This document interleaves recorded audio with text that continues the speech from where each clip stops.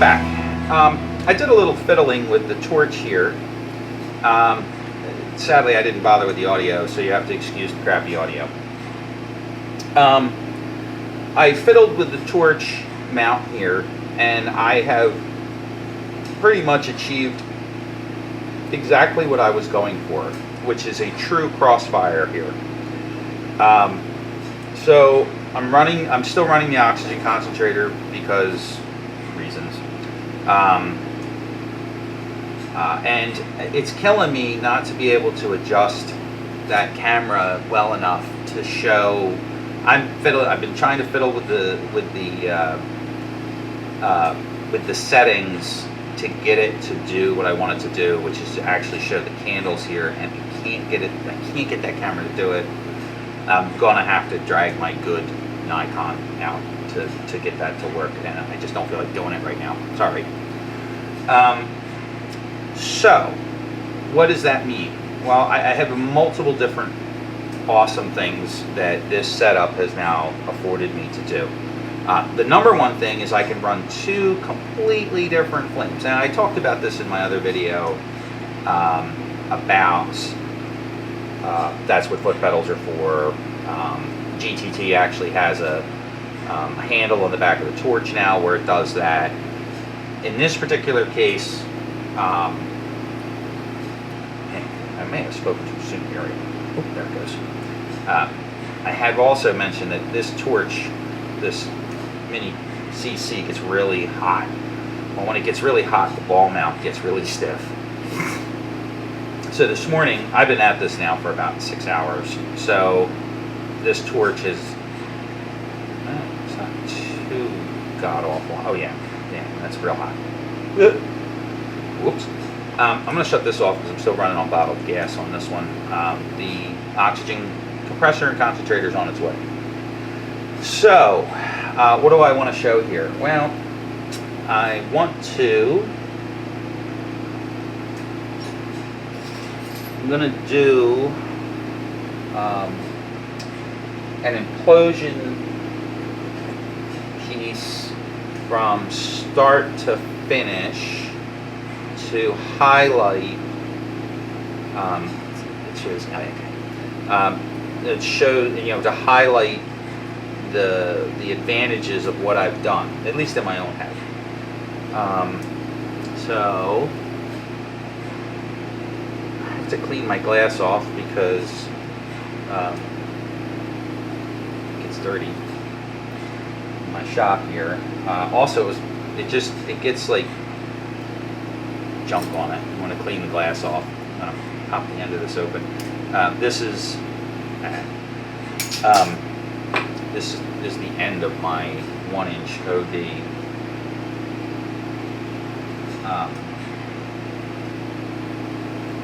glass. So Mr. Mike has to go buy new glass or get more glass. So, like I said, I'm running the concentrator just on this mini CC, and it's proving to be a fantastic addition. I wish I could get that camera to work right. I just can't get it to work right. And honestly, my Nikon's buried. My Nikon's buried right now. So, oh well. So I tore off the end. I tore off my point on the left-hand side. And I don't know if you saw that, I cut the end off of this and then I put a little tiny flame polish on it. Not for nothing, I damaged my most favorite appendage the other day, which is my tongue, on a piece of glass. So,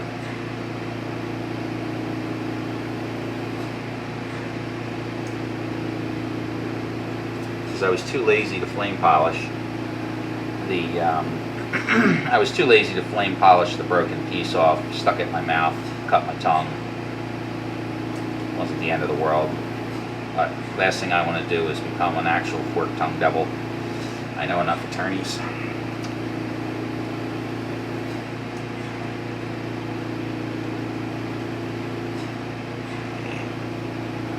Yeah, it's not really ideal. Let's blow it it out a little more. I'm off center already, so that's never a good sign. You can see it. That's no good.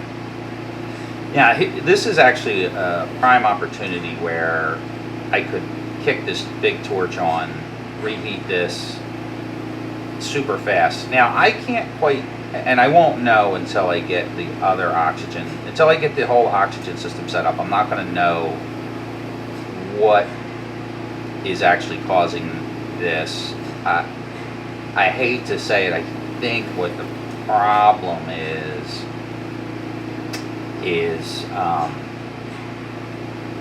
quality of oxygen. I'm going to have to figure out how I can up the quality a little bit. Come on. And this sucker's going to be crooked forever now.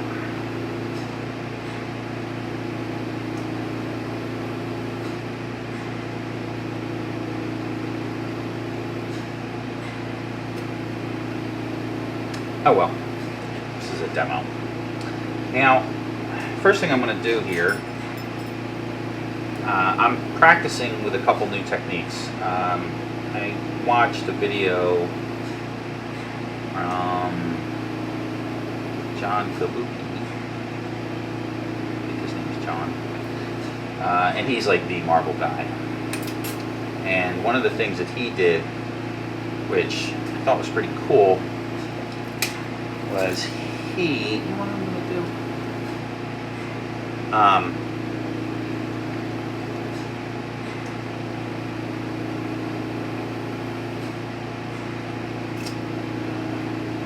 He does the center second. I've always been doing the center first, and quite frankly, I'm not crazy about the results. Anyhow, I haven't been crazy with the results. So I'm going to try another experiment. I'm going to try an experiment, basically do the center last. This is a crayon red.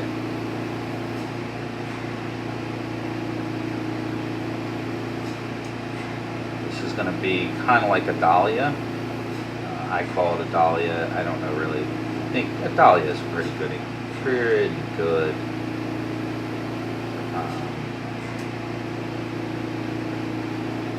Description of what these look like when they're all done. So basically, I'm just taking the stringer here and putting dots on the piece. This is the same as my sea anemones. The only thing I'm doing different on this particular one is I'm going to heat it up, get it moving, and then I'm going to put the pistils, stamens, the pistils.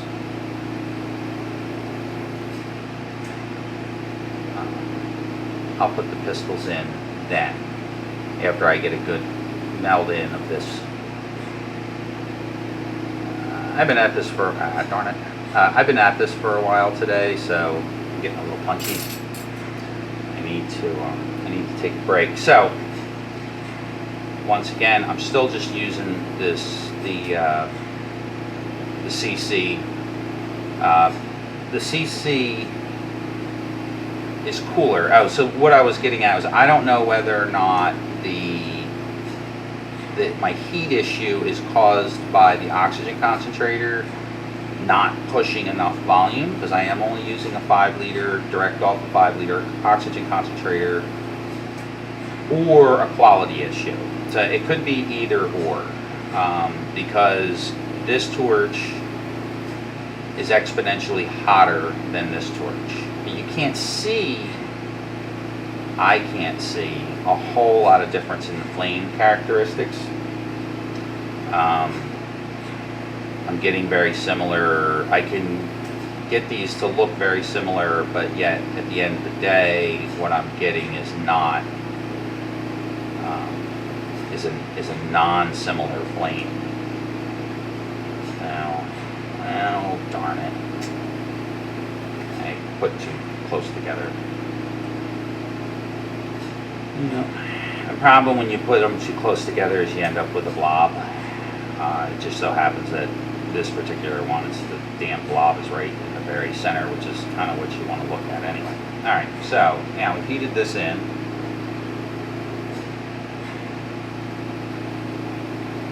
I want the center, I want the pistils to be actually very small. Now I'm taking it out of the heat here. You'll notice I'm not using my rest for a couple reasons. The biggest reason being is I don't really need it right now. This is a stringer I have prepared ahead of time that has multiple, it's multiple shades of yellow and orange and some green to give the pistils kind of a more natural, a smaller, tinier, more natural look. At least in my head, they have a more natural look. I'm going to let that cool for a second.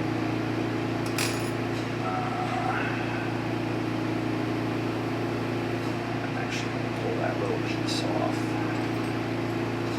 I don't want a whole lot of air bubbles. One of the things with these crayon colors, crayon colors, these full opacity colors, is they have a tendency to boil. I've complained about them in the past. Even if you case them, I get boiling, and that's purely lack of experience on my part. I'm always rushing. I'm not actually rushing this one. It works better if I change it so you can see exactly what I'm doing here. I'm in no rush. Obviously, I'm in no rush because I'm using the CC, which is a cooler torch. The Carlisle, like I mentioned, it just seems like it runs a lot cooler than the. It runs a whole lot cooler. The flame runs a lot cooler than the. I can't do it with my right hand. Sorry, or left hand. Sorry. Runs a whole lot cooler flame, and like I said, I can't decide whether or not that is the quality of the oxygen, which is very well could be. The oxygen concentrator is only capable of producing about 94 to 95% pure oxygen. I asked my buddies at the gas shop, my gas supplier, the other day, what their purity level was, and Dan said it's probably somewhere around 90%. I'm sorry, their oxygen is closer to 99% purity. With medical grade oxygen, you don't want 99. You don't want that high purity, or actually you don't need it, so therefore you don't get it. I'm not running medical grade oxygen. I'm running industrial grade oxygen in this torch, so therefore it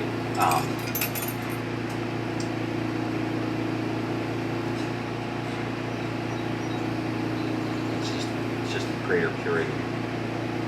Now this stringer is that's a greenish color that I have, that I've been backing up the centers with. If you look at a flower, and yeah, so I'm gonna get a little philosophical here. As a young man, I had my heart broken many a times, and pulled many a flower apart. She loves me not. So when you start taking them apart, when you actually I truly feel that one of the best ways to learn how to fix anything or to make anything is to take it apart. That's why they have gross human anatomy in medical school. Now, taking flowers apart one petal at a time to see how they're put together is very similar. Now again, I have to be careful not to boil this, and I can't case it just yet. It's already got a little bit of casing on it, but I can't put a whole lot more casing on it, because if you case the color too much, which I've done in the past, you end up with a weird, almost separated look, and you don't want that. You want the piece to be truly homogeneous looking, and if you have these weird clear spots in between, it just doesn't look right. Now I have another pre-made stringer here, which is what I'm going to use for leaves. This is also a combination of greens and yellows, and it's been flattened, so the piece will have it's like a wider line. Again, I have to be careful. The greens, these opaque greens, have a tendency to boil. That's why you see me, I'm pushing it down on the table here, so I'm actually popping bubbles. I'm forcing the fizzy spots. Close. I wonder if I should put that camera over here, over my shoulder. Shree Tips, he puts the camera right in front of him. He's a gold refiner. I don't know how he works like that, but he gets much better shots than I do. So, once again, I'm just using the mini CC on the concentrator until I can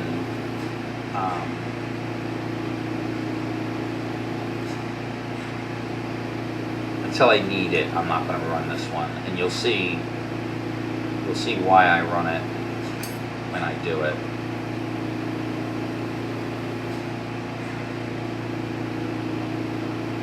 Now I melted these in. I'm going to flatten it again.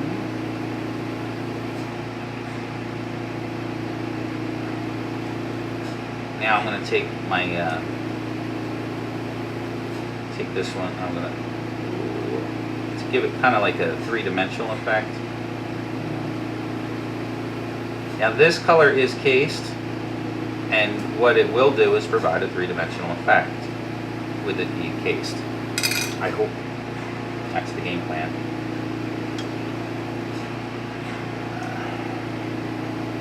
Now, again, heating it up. I should move that camera. Put that damn thing right there. That would be the ideal spot. I guess I could try that. So that camera needs to be further away. I mentioned in my other videos, I melted my GoPro. I didn't actually melt it, but I sure as heck didn't make it happen. Alright, so this was getting melted in pretty good, and basically now the rest of this is just going to be me spinning and spinning and spinning and spinning and spinning some more until this collapses in on itself. Sorry, you're going to lose. Part of the reason I'm making this particular video is so I can show the crossfire, but I don't need the crossfire just yet.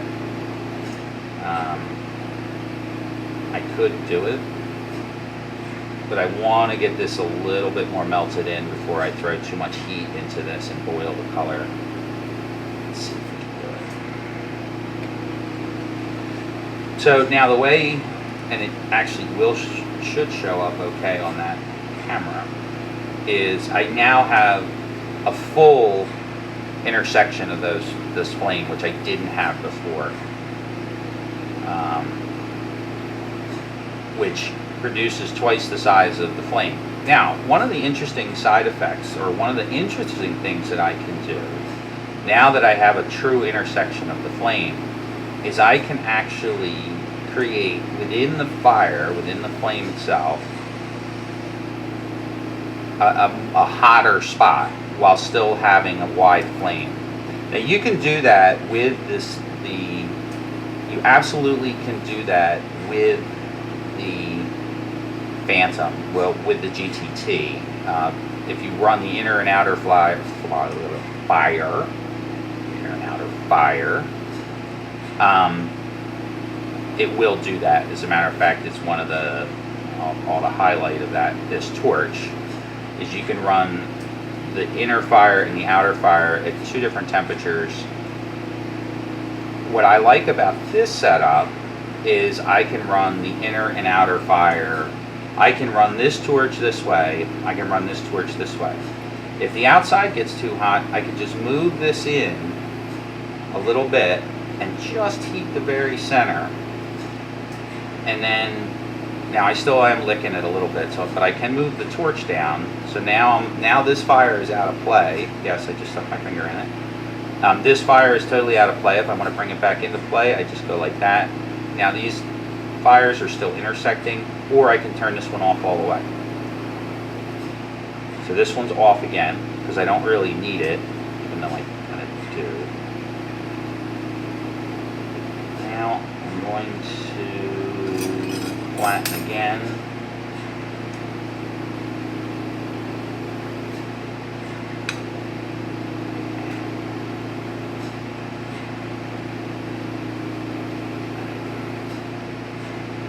I'm going to fire this one up because I want to get just the center hot.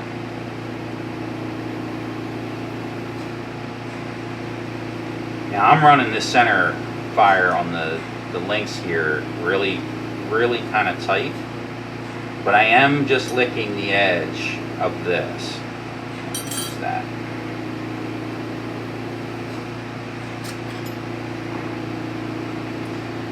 So this fire is licking the edge. This fire is heating the center.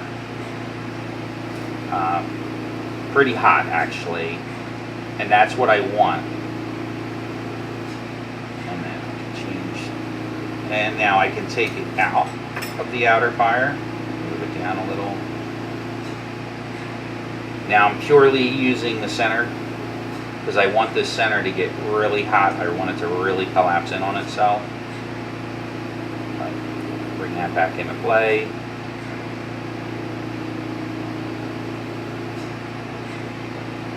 Of all the things I've fiddled with so far, blowing glass in the last year or so, or actually I've only been back at it since November,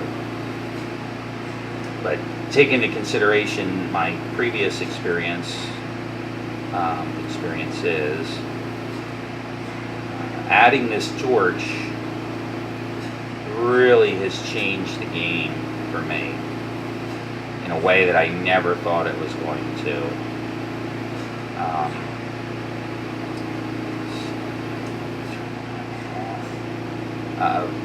The oxygen savings alone is really high. If I just use this, like I said, this one doesn't get as hot, so I'm hoping that that's just a matter of I don't have enough pressure,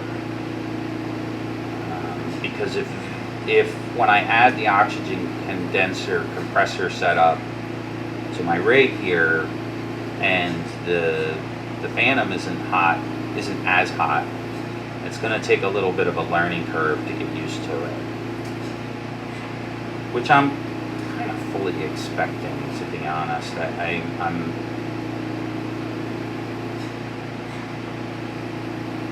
I'm not 100% confident. I'm about 99% confident that it'll be just fine. Now, I'll take this out of the fire. I'm going to look at it real quick. Let you look at it real quick. So, I think I'm going to grab some. Here.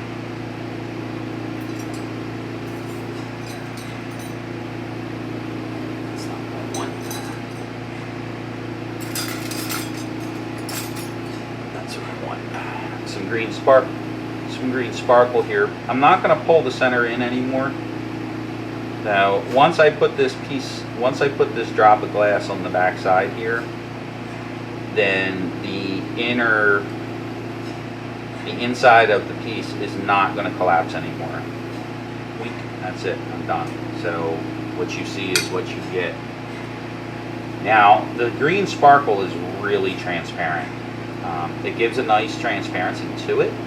The green sparkle gives it a really nice look. I really like the green sparkle, but you have to back the green sparkle up with something or else it's kind of weak.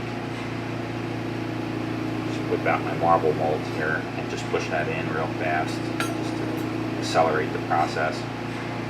You have to be real careful with the marble mold because you'll push. You don't realize how hot and molten and moving the glass is until you start pushing on it, and then you can actually overheat the glass and push your design around on the inside. I really don't want to do that, at least not yet. Alright, so now got that going. Now I have a darker.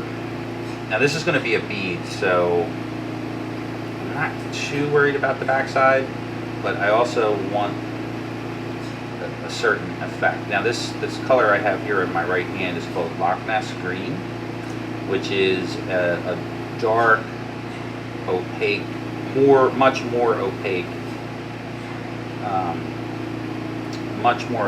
green. It's also really expensive, and I don't know if I can get it anymore, so this is probably a waste of material on a bead, but it is what it is. Very carefully make a circle, and now I have that. And just push the booger down. Now you can push the booger. I push the boogers in. You probably should cut it off. It's the back of the bead. I'm not really worried about it. The next thing I'm going to do, I think, might be case the back in color, or case the back in clear. I've been doing that a lot more lately because of a couple reasons. The main reason being, when I take the punt off, I've been cracking the back. So the other thing is it adds a lot of depth.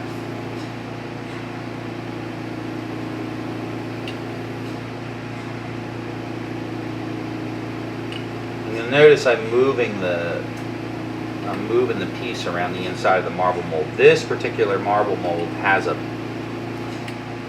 call it the booby. I don't know what it's got a tooling mark in the very center of it. So if you take a marble or whatever and you stick it directly into the mold, it leaves the booby. It leaves the booby on the bottom of the bead. And it's actually not a huge deal. And for beads, it's actually not bad. The boobies, everybody loves boobies, and in this particular case, I don't mind the booby in the bottom of the marble mold. As a matter of fact, I might use it to my advantage right now. It won't show up on camera. It's such a subtle thing.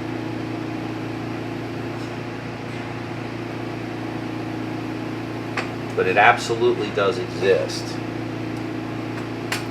So you put the little booby on the back of the bead. You put the booby on the back of the bobbling bead. And we're going to transition here to a punt rod. Now, I could put a little bit of Loch Ness on my punt rod. And so when I snap punt off the back, it snaps off as Loch Ness, or it knocks off as the color. Now, why didn't I do that? Well, to be honest with you, the last 3 times I've tried that, the last 3 times I've done that, the the punt rod snapped before I could finish the project. The punt rod snapped before I could finish the project, and twice it burned the living piss out of me. So we're not going to do that. At least not until I get a little bit better at it. All right, so now I want to move that out of the way real quick. It's still lit. I'm going to move that out of the way. I'm going to heat the transition between the bead and the tube. I can't figure out a better way to do this. I have futzed around 100 different methods to do this, and I have yet to find a more effective way to do what I'm about to do. Now, without creating an awful bubble in the center.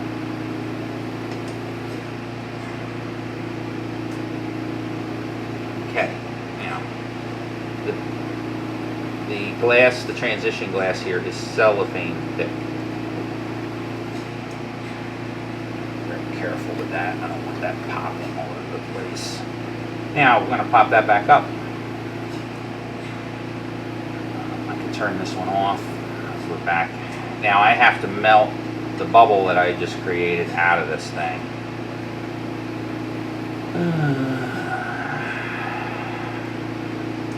Yeah, I need to move that camera for sure. That camera needs to be, because I'm right-handed.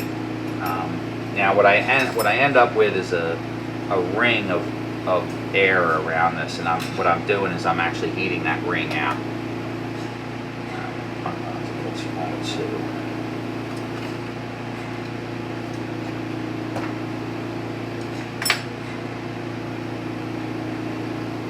I very quickly moved the glass out of the flame before I lit my cigarette off with it, trust me. Yeah, so what ends up happening here when I do it that way is it gets out of round. Just slightly out of round, so it takes a while for me to get it back to the way I want it. And I want it relatively round. Or lentil shaped. I don't really want it overly round, so I'm going to put it back in the mold here, just give it a little push around.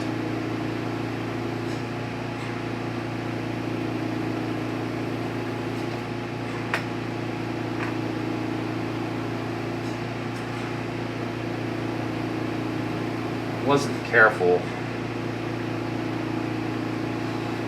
My beads have been getting too large. The beads have been getting too large, and the lenses have been getting too large. So what ends up happening is the design on the inside is like really tiny. And what I want is a design that goes all the way to the edges. Kind of like that.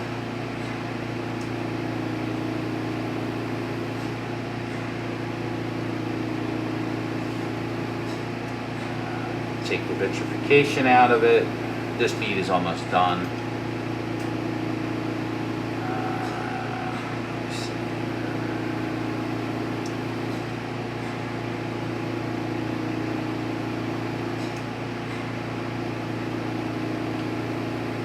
I've been using longer punt rods so I can actually rest it on the table, so I can keep it nice and even.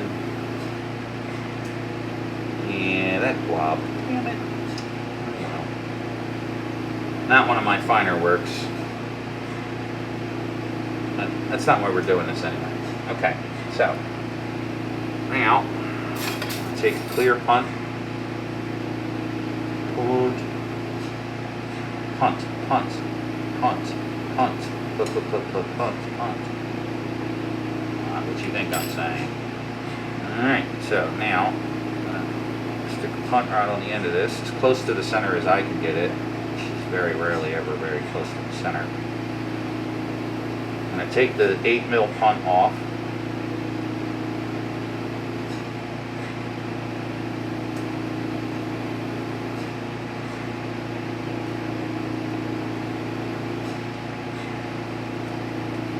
Now,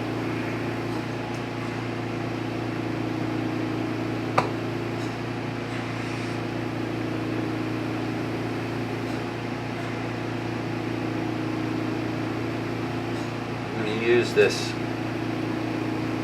punt to take off as much of this clear as I can.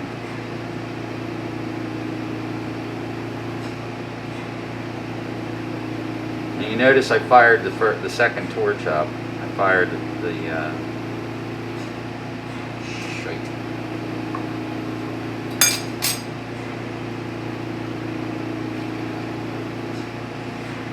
Because I needed the needle flame.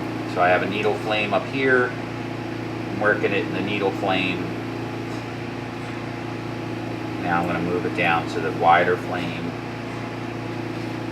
And get my angle a little bit more level. So where the 8 mil punt was, will flatten out. That. Flat. Yeah, it looks pretty good.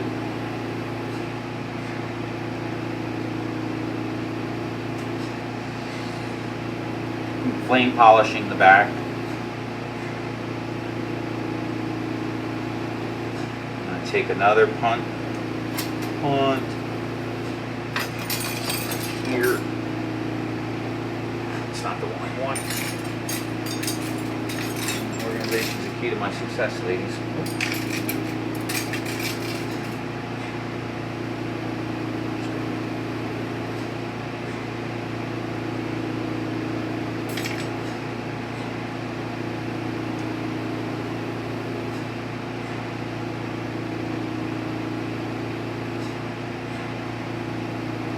Alright, now I have to get the one off the front. See how my new one improved.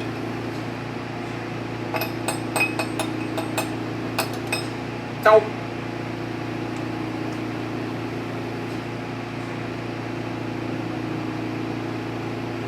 That's too hot.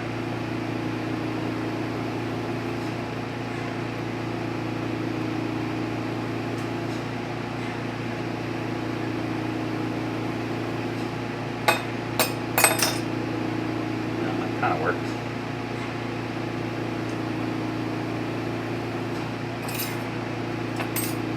Marble mold's hot.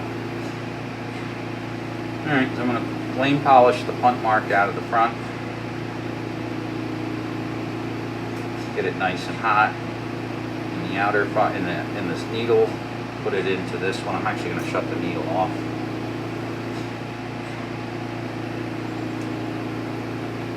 This torch flame polish is really nice.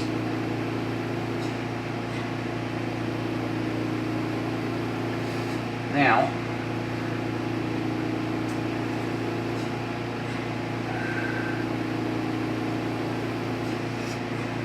I'm going to take a punt rod. Oh, that's not a punt rod. That's a disaster waiting to happen. Take this punt. Get a little ball on it. I'm just going to get this close to the flame because I don't want it to stick too good. Look at my piece here, decide where it's the least screwed up. I'm going to say that way. Lightly attach the punt.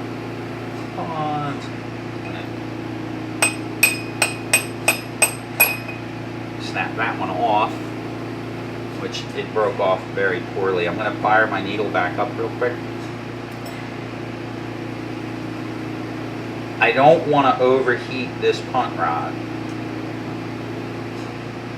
If I overheat the punt on the left-hand side, oops, I don't want to boil the glass. If I overheat the punt on the left-hand side, the end punt, this punt, it won't snap off cleanly. It'll do what this one did, which was snap off messy snap off. Alright, well, it's the back of a bead, so we're good. Now, I'm going to shut this off again. Give that just a little bit of lick in the flame. Now, I'm going to garage the bead for a second. Now, I've been doing for years and years, I don't know if I'm going to be able to do this. Yeah, I'm going to have to do it over here. We learn something new every day. The sacrifices we make for the camera. Alright, so get a nice little end on it there. Attach this one to this one. I don't know why I do it this way, other than I always have a whole bunch of these little short ones around that are no good. I'm going to heat this up till it's not red, well, right to where it starts to get noodly. Alright, so we're noodly. Stick it around this mandrel. Just need a little bit more smoke in my shop. This is wood. So I'm going to take this one, flip it around, I'm going to stick it right there. I've been doing this like this now for a couple weeks, and I'm getting much nicer loops. So you kind of want these somewhat even. They don't have to be perfectly even. What's more important here is that the punt rod's straight, and my punt rod is crooked, so I'm going to have to gimbal my my wrist here to make up for my crappy punt rod. So I'm just melding in the ends. Now I have a homogeneous loop with a blob of glass at the bottom. Stick that in the flame just a little bit. I gotta move this thing because I'm right-handed. And I'm just going to give it just another little push over the mandrel, put it back in the heat a little bit, and I'm going to grab my bead out of the garage here. Got like 20 different things sticking out of the can. There we go. I'm going to light my needle again. Now I'm going to move the torch, the little torch out of the way. I'm going to get the bead real hot, like liquidy hot. And this is just on the edge of the fire here. So the loop is getting, the very tip of the loop is getting liquidy. The bead is getting liquidy. Is that a word, liquidy? And I'm going to go wonk right into it. Now, this is the tricky part because my punt rod is crooked, so therefore my loop is now crooked. So it worked out real nice here, but this side needs a little work. So with this already lit, I don't have to set anything down. I'm just going to heat this edge just a little bit. Just get the flow just a little bit. And let gravity do some of the work. Make sure I don't get too many wrinkles in my glass. Let that cool for a second.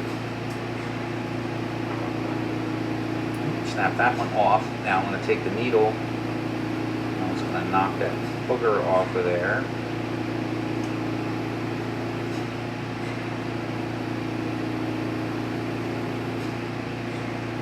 Now I have this mandrel here. Put it over here.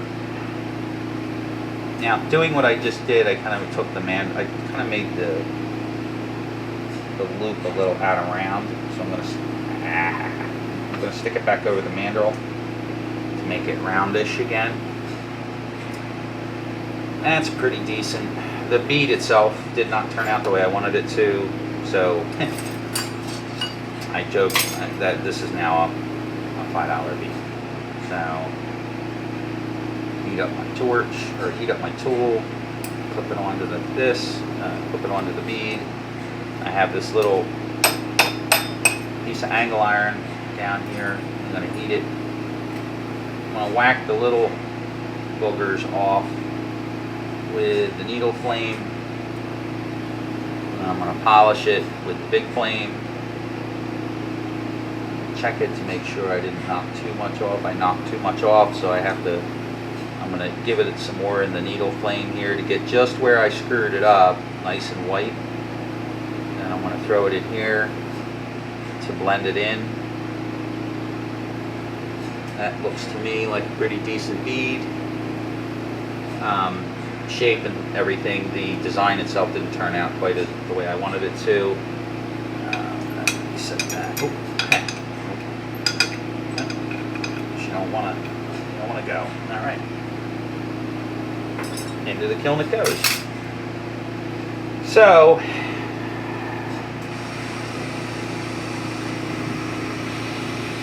now I have an even bigger flame. So it's kind of hard to see, but now I have a truly intersecting large flame right here, which is about 1/3 bigger than, it's about 1/3 larger than just the Phantom outer fire. But the more important thing to me is just to just have this burning all the time, to act A as a pilot, but also that I can do the vast majority of my work in this torch using the oxygen concentrator, not wasting my oxygen on dumb stuff. And then when I need to, I can fire the big torch up on the bottle and get the big flame that I need for larger melt-ins. There we go. Hopefully in another week or 2 or 3, we'll get the oxygen concentrator set up on this torch, and then we'll just, we'll be sailing at that point on basically free oxygen. Well, that's that. I think I've had enough for today.